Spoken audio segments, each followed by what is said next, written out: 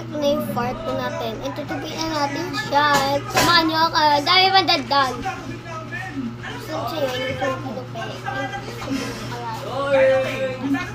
And ito guys, tutubiin natin ito. Nakita nyo yung vlog ko sa first vlog ko. Meron lang din yung vlog. Ang New Year's resolution ko ay mas gagalingan ko pa sa school. Very good. Okay, next, Scarlett.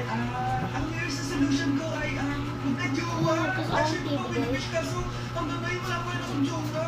Paano ko magkaka-jowa? Eh, lahat na malapit na lalaki sa'yo ang nire-reject mo. Kala mo, ganda-ganda niya. Eh, kung ikaw magiging jowa ko, wag na lang. Mamatay na lang ako. Oh, tama na yan. Samantha, una, ang New Year's resolution ko ay wala. Dahil sobrang perfect ko, no?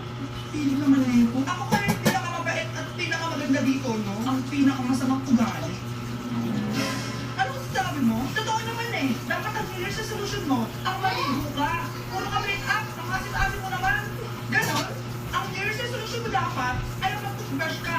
Dahil ang baho na kinila mo, lahat ng crush ko, nata-turn off sa'yo. Kung paano na TV, itsura mo pa lang, nata-turn off na sila.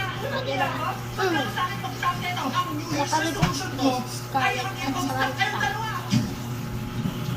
Okay, class. Welcome back! Parang hindi masaya. Paano ko na nag-video ko sa'yo, ma'am? Isang topic, isang gagawin namin. Alam niyo, puro kayo reklamo. Pati pangalan yun eh. By the way, bakit tayo gagawin? Sabihin niyo sa akin kung ano yung New Year's resolution niyo. Mag-umpisa tayo kay Kyle. Ako po, no? Sige, ako. Ang New Year's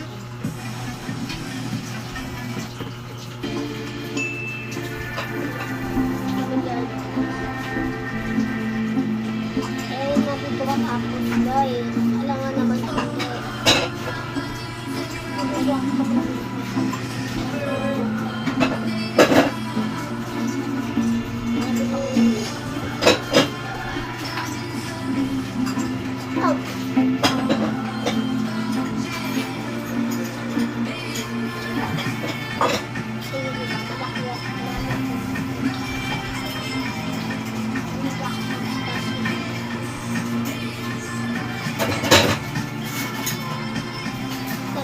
Stop ko.